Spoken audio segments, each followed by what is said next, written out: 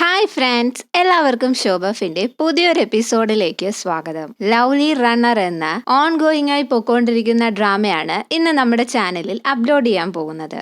Episode തുടങ്ങുന്നത് തന്നെ FM-ലൂടെ അന്ന് ആകാശത്ത് 10 വർഷത്തിലൊരിക്കൽ കാണപ്പെടുന്ന സൂര്യഗ്രഹണത്തെ കുറിച്ച് പറഞ്ഞുകൊണ്ടാണ്. ഇവരാണ് ഫേമസ് K-pop ഗ്രൂപ്പായ എക്ലിപ്സ്.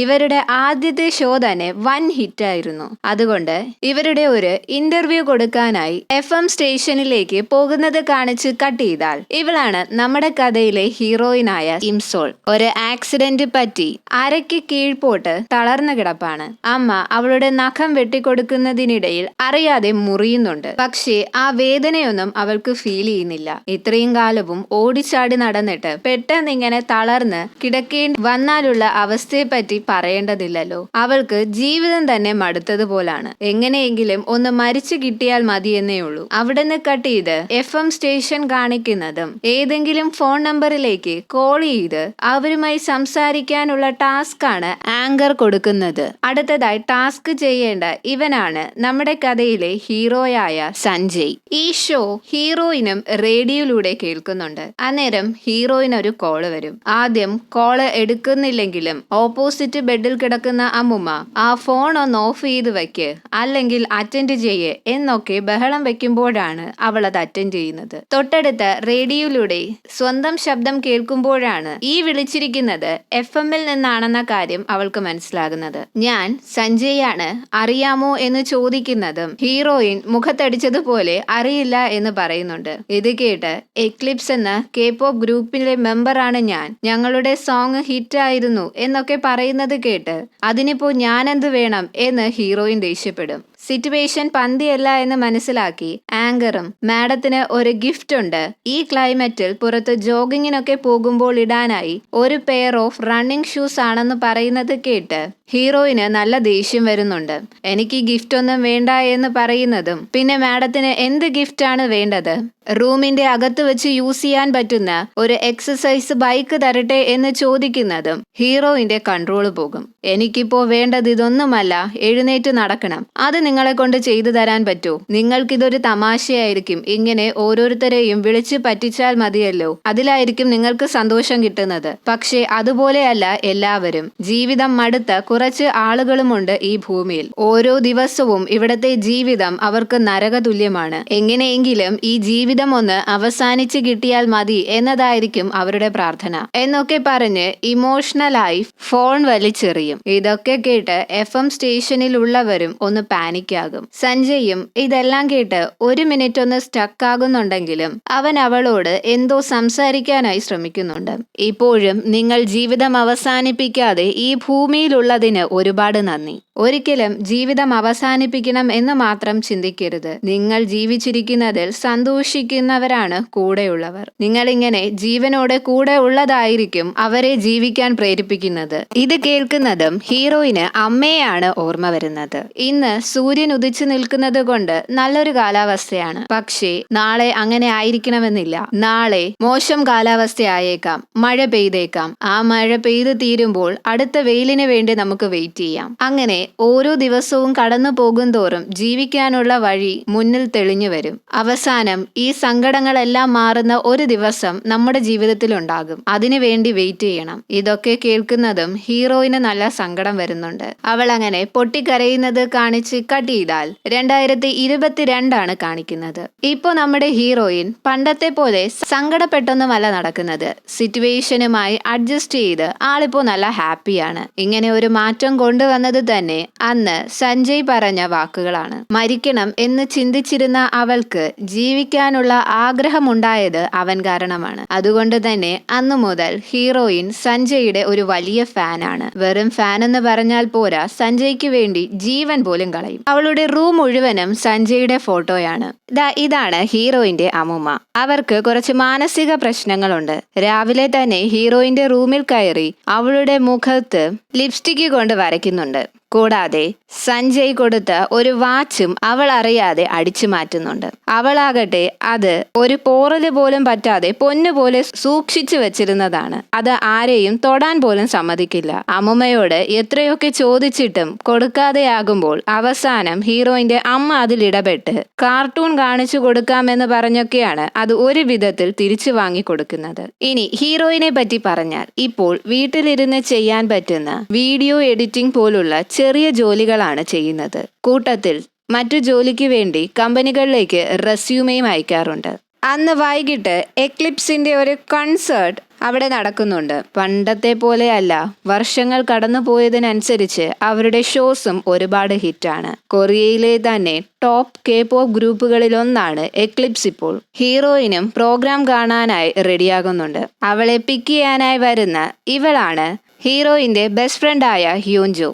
ആൾക്ക് ഈ കാര്യത്തിലൊന്നും വലിയ ഇൻട്രസ്റ്റ് ഇല്ലെങ്കിലും ഹീറോയിൻ അവന്റെ ഫാനാണെന്ന് അറിയാവുന്നത് കൊണ്ട് തന്നെ അവൾക്ക് ഒരു ഗിഫ്റ്റ് എന്ന രീതിയിൽ സഞ്ജയുടെ ഫോട്ടോ വരുന്ന അവൻ പഠിച്ച സ്കൂളിലെ ഒരു മാഗസീൻ കൊടുക്കുന്നുണ്ട്. ഹൈസ്കൂൾ കാലഘട്ടത്തിലെ സഞ്ജയുടെ ഫോട്ടോ കണ്ട് ഹീറോയിന് സന്തോഷം സഹിക്കവയ്യ.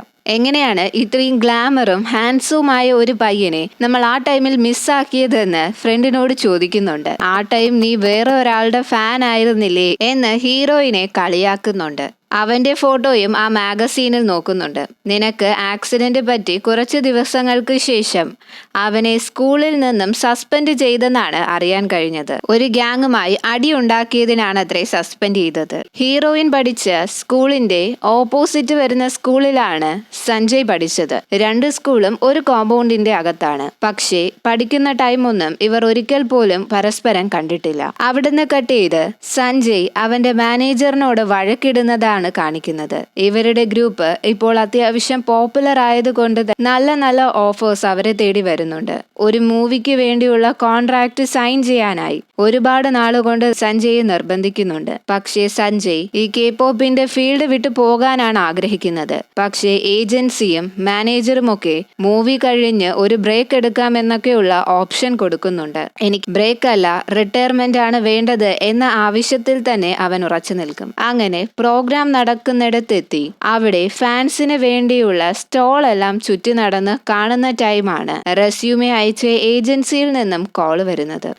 എമർജൻസിയായി അവർക്ക് ആ വേക്കൻ്റ് ആയി കിടക്കുന്ന പോസ്റ്റിലേക്ക് ആളെ വേണം, അതുകൊണ്ട് എത്രയും പെട്ടെന്ന് ഇന്റർവ്യൂ അറ്റൻഡ് ചെയ്യാമോ എന്ന് ചോദിക്കുന്നതും ഈ പറഞ്ഞ സ്ഥലം അവിടെ നിന്ന് കുറച്ചടുത്തായതുകൊണ്ട് തന്നെ ഹീറോയിനും ചെല്ലാമെന്ന് സമ്മതിക്കും. ഷോ തുടങ്ങുന്നതിന് മുൻപേ തിരിച്ചെത്താമല്ലോ എന്ന് കരുതിയാണ് അവൾ ഇന്റർവ്യൂ അറ്റൻഡ് ചെയ്യാനായി പോകുന്നത്. അവിടെ സെക്കൻഡ് ഫ്ലോറിലാണ് ഹീറോയിന്റെ ജോലി സ്ഥലം വരുന്നത്.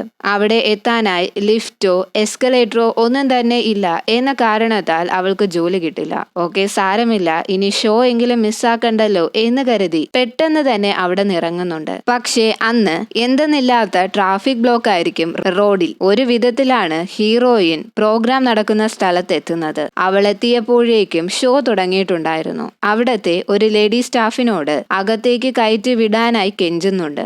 ഡോറ് ക്ലോസ് ചെയ്ത് കഴിഞ്ഞാൽ കയറ്റാൻ പറ്റില്ല എന്നൊക്കെ ആദ്യം പറയുന്നുണ്ടെങ്കിലും പിന്നീട് പാവം തോന്നി ടിക്കറ്റ് കാണിച്ചാൽ കയറ്റാമെന്ന് അവർ സമ്മതിക്കും. പക്ഷേ ടിക്കറ്റ് നോക്കുന്ന ടൈമാണ് ടിക്കറ്റ് മിസ്സായ കാര്യം അറിയുന്നത്.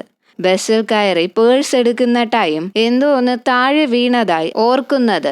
അന്നേരം അകത്ത് ഷോ തുടങ്ങിയിട്ടുണ്ടായിരുന്നു. വേറെ വഴിയില്ലാതെ തൽക്കാലം പുറത്തു നിന്ന് തന്നെ പാട്ട് ആസ്വദിക്കും. ആ ഷോ തീരുന്നത് വരെ അവൾ അവിടെ നിന്ന് അകത്ത് പാടുന്ന പാട്ടെല്ലാം പുറത്തു നിന്ന് അവരോടൊപ്പം പാടുന്നുണ്ട്. അങ്ങനെ ഷോ എൻഡ് ചെയ്തതും ആ സീസണിലെ ഫസ്റ്റ് സ്നോഫാള് സ്റ്റാർട്ട് ചെയ്യും. അവിടുന്ന് കട്ട് ചെയ്ത് ഷോ കഴിഞ്ഞ് റൂമിലേക്ക് വരുന്നതും അവരുടെ ഗ്രൂപ്പിലുള്ള ഒരാൾ ഇതെല്ലാം വിട്ട് റിട്ടയർ ആകുന്ന കാര്യം മറ്റാരെങ്കിലും പറഞ്ഞു വേണോ ഞങ്ങൾ അറിയാനെന്ന് ചോദിച്ച് അവനുമായി വഴക്കിടുന്നുണ്ട്. ഇവന്റെ പേരാണ് ഹായുക്. ഷോ നേരിട്ട് കാണാൻ പറ്റിയില്ലെങ്കിൽ എന്താ, കേൾക്കാൻ പറ്റിയില്ലേ എന്ന സന്തോഷത്തിൽ തിരിച്ചു വരുന്നതും കയ്യിലുണ്ടായിരുന്ന ഫോൺ തൊട്ടടുത്തു കൂടെ പോകുന്ന ആളുടെ കൈ തട്ടി താഴെ വീഴും. ആ വീഴ്ചയിൽ ഫോണിന്റെ ഡിസ്പ്ലേ പൊട്ടുന്നുണ്ട്. എന്തൊരു നശിച്ച ദിവസമാണ് ദൈവമേ, ജോലിയോ കിട്ടിയില്ല, പ്രോഗ്രാമും കാണാൻ പറ്റിയില്ല, എന്റെ ഫോണിന്റെ ഡിസ്പ്ലേയും പൊട്ടി. ഇനിയും ഇവിടുന്ന് ഒരുപാട് ദൂരമുണ്ട് ബസ് സ്റ്റോപ്പിലേക്ക്. ബസ് സ്റ്റോപ്പ് അടുത്തെങ്ങാനും വെച്ചൂടെ എന്ന് സങ്കടപ്പെട്ട് പാലത്തിലൂടെ വരുന്ന ടൈമാണ് പെട്ടെന്ന് വീൽ ചെയർ സ്റ്റോപ്പ് ആകുന്നത്. കുറച്ച് മൂവ് ചെയ്ത് പിന്നെയും സ്റ്റോപ്പ് ആകും. അതിശക്തമായി മഞ്ഞ് വീഴ്ചയുള്ളത് കൊണ്ട് നന്നായി വിറയ്ക്കാനും തണുക്കാനും തുടങ്ങുന്നുണ്ട്. അങ്ങനെ എന്ത് ചെയ്യണമെന്നറിയാതെ സങ്കടപ്പെട്ടിരിക്കുമ്പോഴാണ് ആ വഴി കാറിൽ പോകുന്ന സഞ്ജയ് ഇത് കാണുന്നത്. ഉടനെ അവൻ കാറ് നിർത്തി അതിൽ നിന്നും ഒരു കുടയുമായി ഇറങ്ങി വരുന്നുണ്ട്.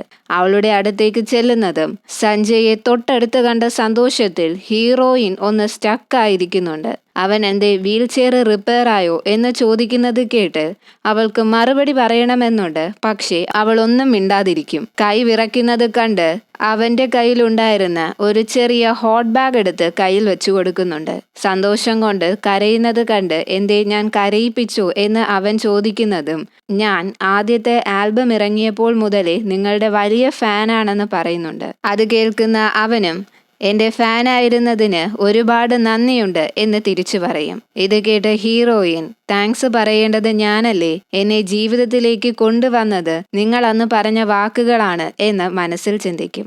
എന്തായാലും എന്റെ ഫാനല്ലേ, എനിക്കിങ്ങനെ വഴിയിൽ ഉപേക്ഷിച്ച് പോകാൻ പറ്റില്ലല്ലോ, അതുകൊണ്ട് വീട് വരെ ഡ്രോപ്പ് ചെയ്യാമെന്ന് പറയുന്നതും അത് കേട്ട് സന്തോഷം കൊണ്ട് ഹീറോയിന്റെ കിളി പോകും. പക്ഷേ അതെല്ലാം നശിപ്പിച്ചുകൊണ്ട് അവളുടെ ഫ്രണ്ട് അവളെ പിക്ക് ചെയ്യാനായി എത്തും. പോകാൻ നേരം സഞ്ജയ് അവന്റെ കയ്യിലുണ്ടായിരുന്ന കുട അവൾക്ക് കൊടുക്കുന്നുണ്ട്.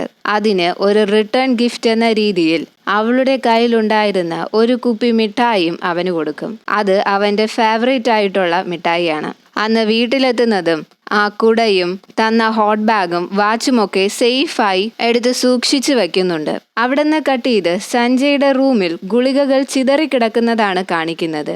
അവൻ എന്തൊക്കെയോ മനസ്സിൽ ഉറപ്പിച്ച് മുകളിലത്തെ നിലയിൽ നിന്നും നോക്കിക്കൊണ്ട് നിൽക്കുന്നത് കാണാം. പെട്ടെന്നാണ് അവൻ ആ മുകളിലത്തെ നിലയിൽ നിന്നും താഴേക്ക് ചാടുന്നത്. പെട്ടെന്ന് മുകളിലത്തെ നിലയിൽ നിന്നും ചാടുന്ന അവൻ നേരെ പൂളിലേക്കാണ് ചെന്ന് വീഴുന്നത്. അങ്ങനെ ഇത് കാണിച്ചാണ് പാർട്ട് 1 അവസാനിക്കുന്നത്. ബാക്കി സെക്കൻഡ് പാർട്ടായിട്ട് അപ്ലോഡ് ചെയ്യുന്നതായിരിക്കും. വീഡിയോ ഇഷ്ടപ്പെട്ടാൽ ലൈക്ക് ചെയ്യുക, ഷെയർ ചെയ്യുക, സബ്സ്ക്രൈബ് ചെയ്യുക.